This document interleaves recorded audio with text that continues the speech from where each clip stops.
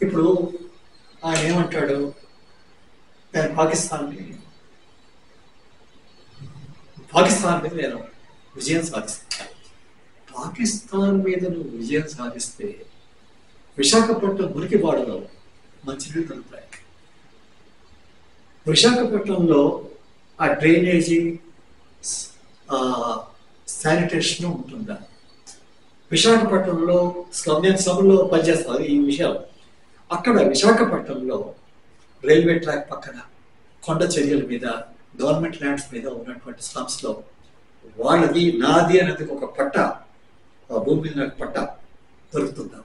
ఆ పట్టాకి దగ్గరగా నా ఉపాధి సౌకర్యం ఉండాలి. వాడు తీసుకెళ్ళి కొమ్మాల దగ్గర తగలపోసిన పడితే అది పనికిరాదు. అది వాళ్ళకి ఎక్కడైతే ఉపాధి ఉందో అక్కడే ఉండాలి. మరి వాళ్ళకి ఒక పట్ట హక్కు వస్తుందా?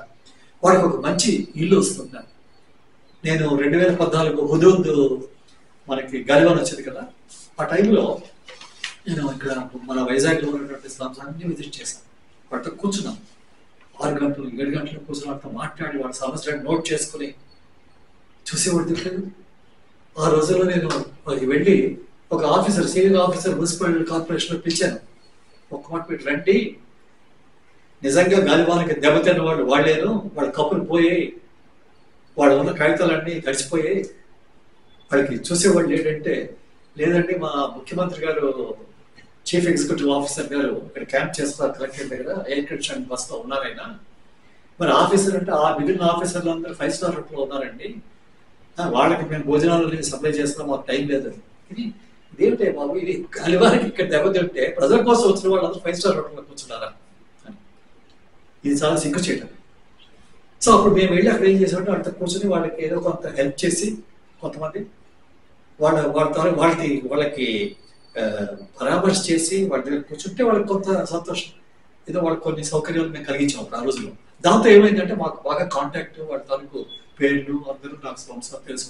నాకు రోజు అంతా టచ్లో ఉంటారు, వాట్సాప్లో ఉంటారు. వాళ్ళకి ఏదైనా కష్టాలు ఉంటే నేను కలెక్టర్ గారికి గవర్నమెంట్కి రాసి గొడవ చేసి చేస్తుంటాను. సో నేను ఎందుకు చెప్తున్నానంటే, అక్కడ మోడీ గారు నేను ప్రపంచంలో అమెరికాలో పెడితే అందరూ నాకు గౌరవిస్తాను, మిమ్మల్ని గౌరవిస్తే నాకే వచ్చిందండి, నాకు ఒరిగేది ఏంటి? నాకు ఎంత తిండి వస్తుందా, రేషన్ వస్తుందా, నాకు కావాల్సిన మా పిల్లలకి చదువు వస్తుందా, మాకు ఆరోగ్య సౌకర్యాలు దగ్గరలో ఉంటాయా, నాకు జీవితంలో భవిష్యత్తులో మా పిల్లలు బాగా చదువుకుని బయటకు రావాలి ఏమన్నా అవుతుందా? దానికి సౌకర్యం ఇప్పుడు ఆయన మాట్లాడేది చూస్తుంటే, అలాగే చాలా మంది ముఖ్యమంత్రులు కూడా మాట్లాడతారు. చెప్పిన దానికి దీనికి ఎక్కడా కూడా సంబంధం లేదు. సో ఆ చర్చ రావాలి. సో మేము ఏం చేసామంటే 2014లో మురికివాడలో ఈ గాలివాన్ వచ్చిన తర్వాత మా ఐడియా వచ్చింది, ఇది ప్రజాస్వామ్యంలో ప్రజలు చర్చించాలి, వాళ్ళ సమస్యల మీద వాళ్ళకి అవగాహన ఉండాలి, వాళ్ళ సమస్యకి పరిష్కారాలు కావాలి. మీరు ఏం చేసుకోండి, భారతదేశం ఏం చేయండి, మాకు కావాల్సింది ఇది, స్థానికంగా మాకు సమస్యల పరిష్కారం కావాలి. ప్రజా మేనిఫెస్టో ఉద్యమం స్టార్ట్ చేశాం. అందులో ఏంటంటే ప్రతి మురికి వాళ్ళలో కూడా అక్కడ ఉన్నటువంటి కాలనీ వాళ్ళు కూర్చొని వాడికి కొన్ని ప్రశ్నలు అడుగుతా ఉంటాం. చూడండి, మీరు కిందటి పాటు ఓటు ఇచ్చారు, ఓటుకి ఎంత డబ్బు ఇచ్చారు? ఏదో 1000 రూపాయలు. మంది ఇచ్చారా? అవునంటే కొంతమంది మంది ఇచ్చారు మా వాడికి. మరి ఈ 1000 రూపాయలు నీకు ఇచ్చావు కదా, నీకు 5 ఏళ్ళు అయింది కదా, ఒక్క మాట ఆయన వచ్చాడా మనం చూడడానికి? ఆయన ఎప్పుడు వస్తాడు, ఆయన బిజీగా ఉంటాడు. మరి మీరు ఆయన చూసారా? లేదంటే ఆయన చుట్టూ సెక్యూరిటీ ఉంటే మేము చూడలేదు. అంటే ఏమిటి, నీకు 1000 రూపాయలు నీకు ఇచ్చి నీ ఓటు తీసుకొని ఆయన ఎయిర్ కండిషన్డ్ రూమ్లో ఉన్నాడు, ఎయిర్ కండిషన్ కార్లో ఉన్నాడు. ఆ డబ్బు ఎక్కడి నుంచి వచ్చింది? నువ్వు చెప్పుకుంటే ట్యాక్స్, నువ్వు చదువుకుంటే ట్యాక్స్, ఆ డబ్బంతా మీరే బాబు నీ ఒట్టుకే పెట్టి ఆ ఓటు తీసుకుంటున్నాడు. అది నువ్వు గమనించాలి. మరి నీ సమస్యకి ఏమైనా పరిష్కారం వచ్చిందా? లేదు సార్, మా సమస్యలు అలాగే ఉన్నాయి, మాకు పట్టాలు లేదు, మాకు తాగేది నీళ్ళు లేవు, మా పిల్లలకి దగ్గర స్కూల్ లేదు, మాకు ఆరోగ్య సౌకర్యం లేదు.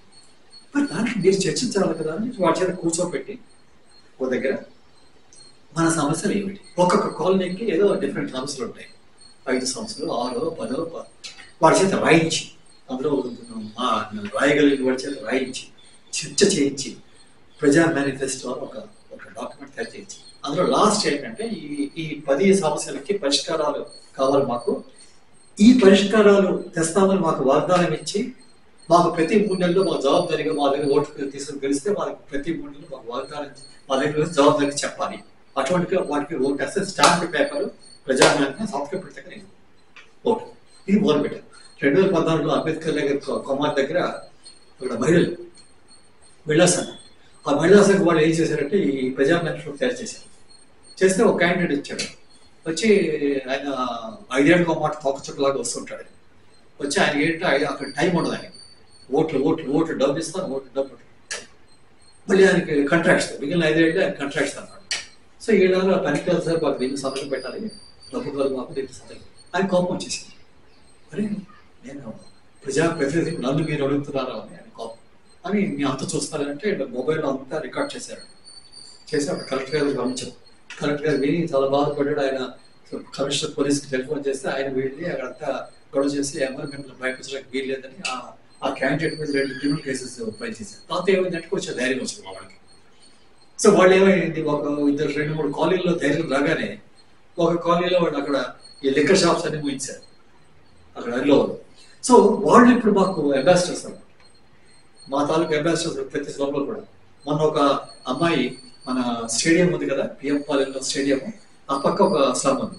ఆ అమ్మాయి టెలిఫోన్ చేసి సార్ మేము మేనిఫెస్టో తయారు చేస్తున్నాం, ఈ క్వశ్చన్స్ వేస్తున్నాను, నేను సరిపోతుందంటే అమ్మ నేను కొద్దిగా మార్పులు చేస్తున్నట్టే అది పనికిరాదు, మీరు ప్రజలతో కూర్చోవాలి, అక్కడ ఉన్న వాళ్ళు అందరూ దాని మీద సమ్మతి ఉండాలి, మీరు చర్చ ఉండాలి, చర్చ లేకపోతే మీకు ప్రజాస్వామ్యం లేదు అంటే లేదు సార్ చర్చిస్తాను చేస్తాను.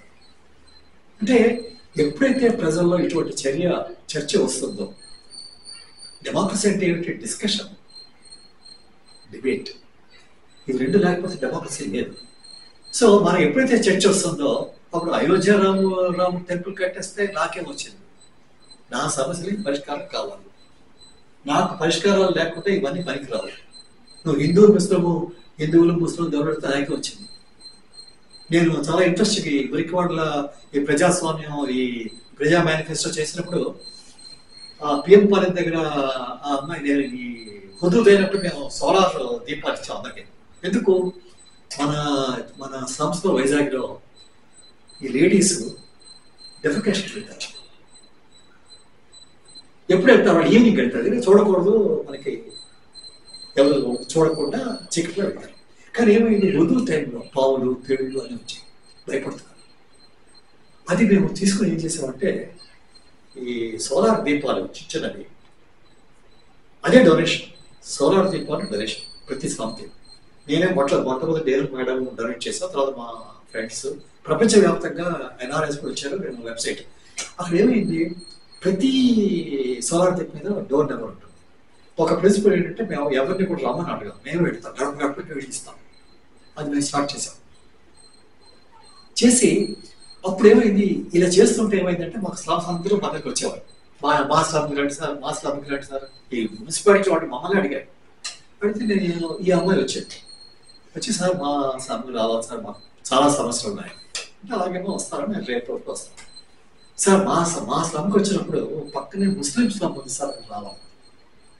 ఆశ్చర్యపడ్డాడు. ఏంటి నువ్వు నీ స్లాబ్కి రావమంటావు, నీ ముస్లిం స్లాబ్కి ఎదురు రావాలన్నా? లేదు సార్, ఈ గాలివాన్ వచ్చిన మా కప్పులు వెళ్ళిపోయాయి, అంటే ముస్లిమ్స్ వచ్చి చిన్న మసీదు ఉంది, ఆ మసీదులో మాకు షెల్టర్ ఇచ్చారు. హిందువులు ముస్లింలు ఒకళ్ళు సాయం చేసుకుంటుంటే ఈ మోడీ గారు వాళ్ళని వెళ్ళి దెబ్బలాట పెట్టి ఇవన్నీ మీరు డిస్టర్బ్ చేయండి అంటే మనకి ఇటువంటి సమస్యలు ఎవరికి ప్రజలు డిస్కస్ చేయాలి పని. సో నేను అనుకోవడం ఏంటంటే ఈరోజు ప్రజాస్వామ్యంలో ఈ చర్చ జరగాలి. ఈ 2024 ఎలక్షన్స్ చూస్తే మాత్రం నాకు అనిపిస్తుంది అంబేద్కర్ గారు చెప్పినట్టు భక్తి, ఈ భక్తి అనేది రాగానే ఏంటవుతుందంటే ఒకే ఒక లీడర్ ఇంకా లేదు. ఇప్పుడు ఒక లీడర్ ఏమైనా అయితే మరి ఆ పార్టీ ఏంటవుతుంది?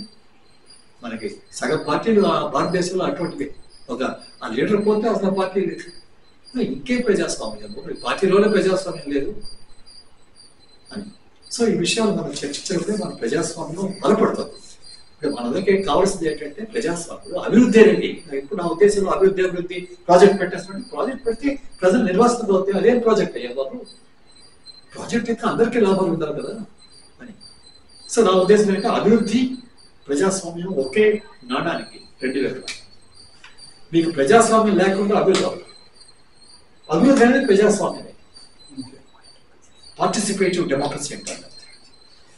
సో ఈ విషయాన్ని నేను మా తాలూకు ఉద్యమాలన్నీ అవే.